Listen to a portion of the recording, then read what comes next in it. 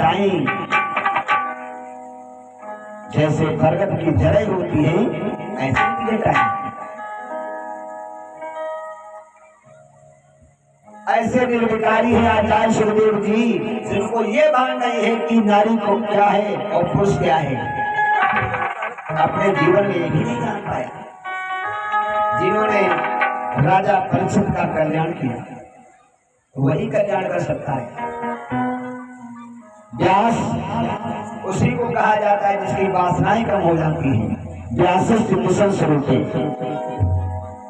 जो वासनाओं से अलग हट जाता है उसको व्यास कहा जाता है और वो विष्णु भगवान का स्वरूप हो जाता है।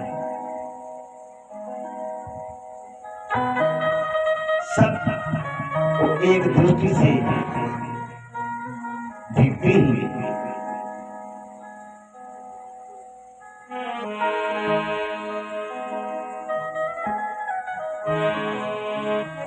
श्री रघुनाथ जी राम जो काम दोष से रहित थे, शूर्पणखा बहुत सुंदर थी और थी नहीं सुंदर बनकर के आई थी। सुंदर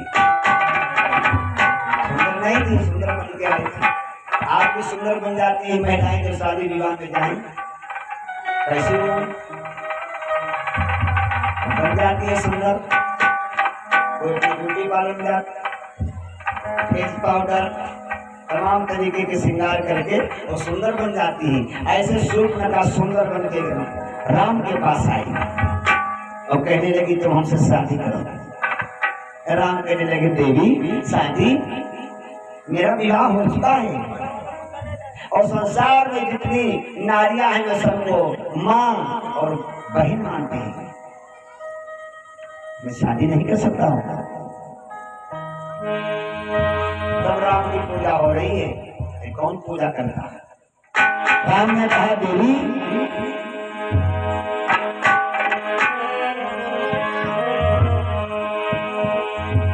हम कुंवारे नहीं विवाहित हैं और एक नारी बेटे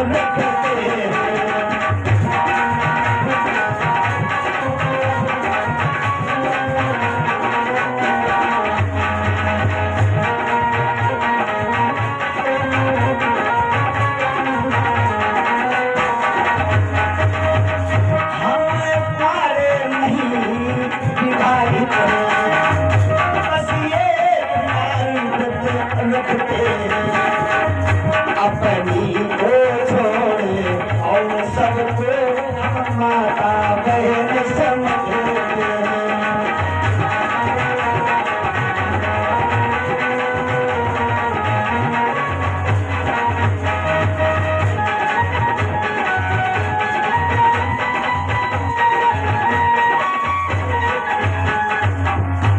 श्री रघुनाथ जी की पूजा होती है।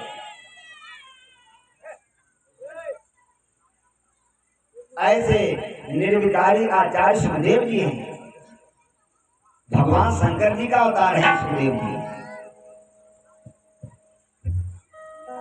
अच्छा भाई, फलों का स्वाद कौन जानता है? फलों का स्वाद कौन जानता है? तोता। कौन सा फल मीठा है, कौन सा खट्टा है? सुख माने तोता, इसलिए तो उनका नाम रखा गया। उनका सारा शरीर मानवाकार है और उनका मुख जो है वो तोते की तरह है। आचार्य सुखदेव जी ने भागवत जो है एक फल है और केवल आचार्य सुखदेव जी ने भागवत रूपी फल को चखा है और किसी ने इसका स्वाद नहीं जान पाया। भागवत का स्वाद केवल आचार्य सुखदेव जी ने जाना।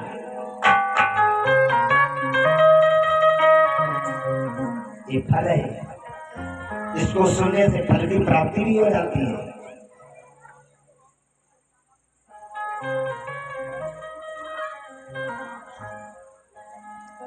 आचार्य सुखदेव जी एक बार जा रहे थे, लोग कहते हैं कि भगवान ने कुछ मेरे साथ किया नहीं और भगवान ने सब कुछ किया है।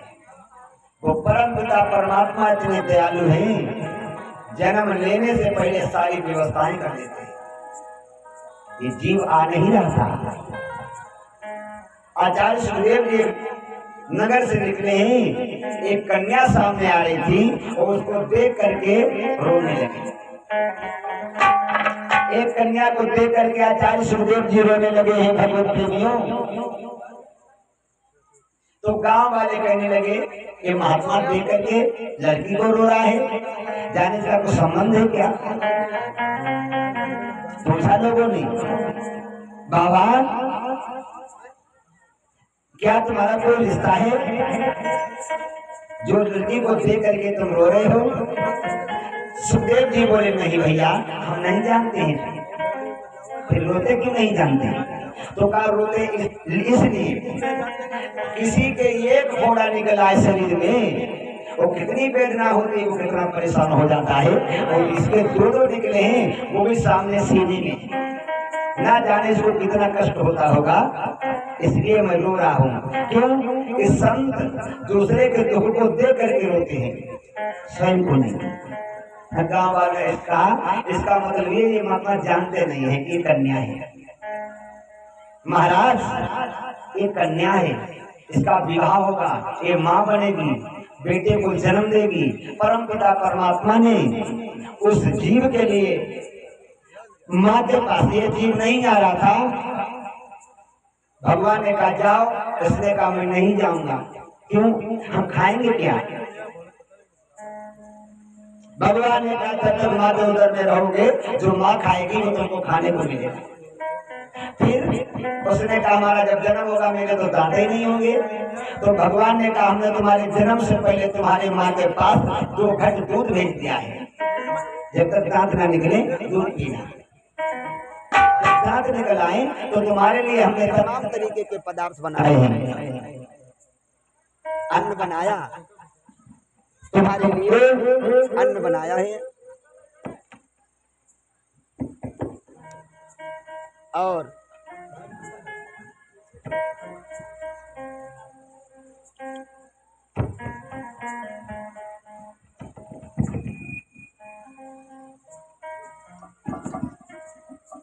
अन्न बनाया, मेवा मिष्ठान,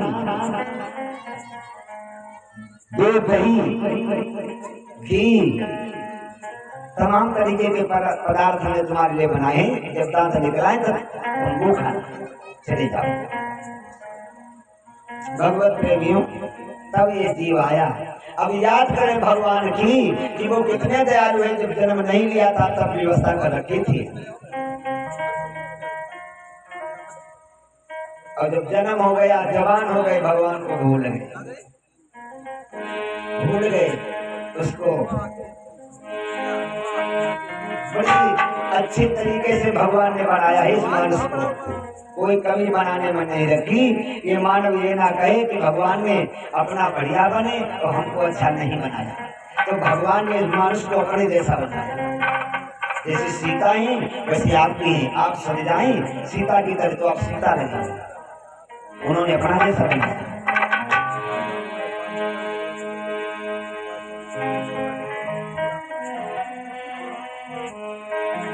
कितनी उन्होंने कृपा की, बड़ा सही तरीके से बनाया। आंखें बना दी, उसके बाद में नाक बना दी, मुंह बना दिया। भोजन करो, देखते जाओ, सुनते जाओ, खराब है गलत है तो मत खाओ। अगर आंखें पीछे होती, मुंह आगे होता तो कारीगर थे, कहीं पर लगा सकते थे, लेकिन नहीं, जो उन्होंने कृपा की थी। अगर हम ऐसा करेंगे तो यह मानस में उड़ाना देगा। अजब है तेरी कारीगरी, अजब है तेरी कारीगरी करता।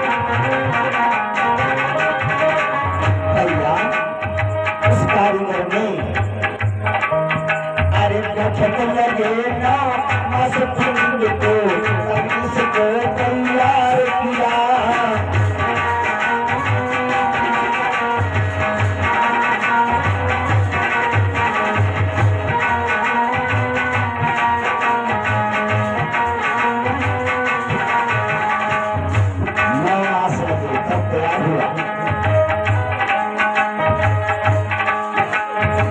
माँ के उधर में आज समय समय पर पिंड के लिए खाना पानी पहुँचा कैसे खाती बनाई कर्म आदत कैसे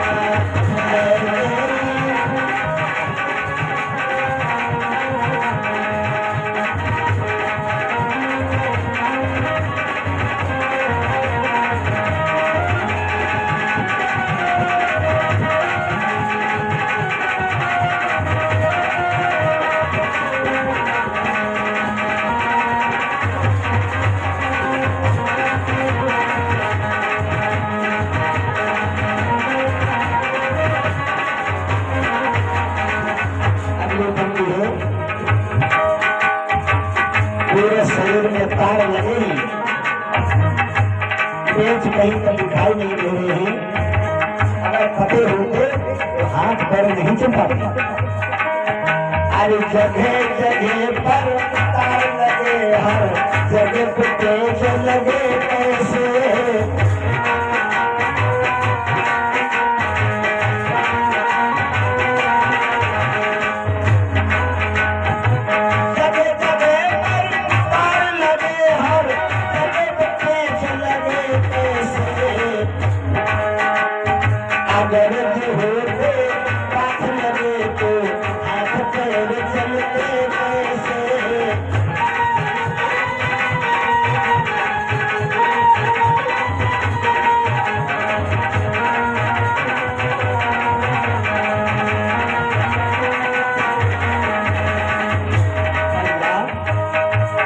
बर्फ सामने लगा दिए हैं परमात्मा ने।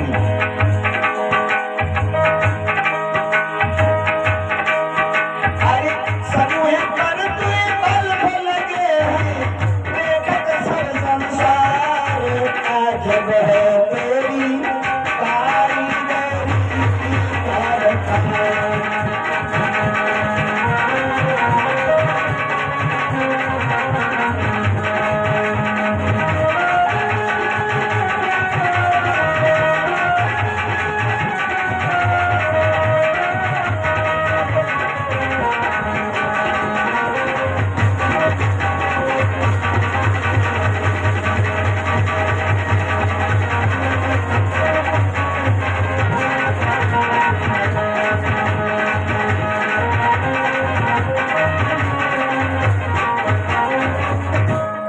परमपिता परमात्मा की कारीगर की कारीगरी है, रुच रुच करके इस शरीर को बनाया।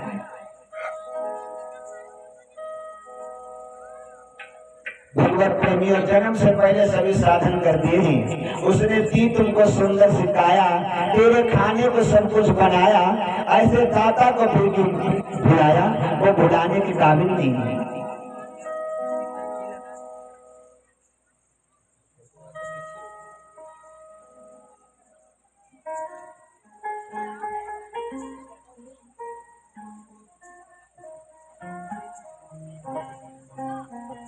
श्रोता प्रेमियों, आचार्य सुखदेव जी निर्विकारी हैं।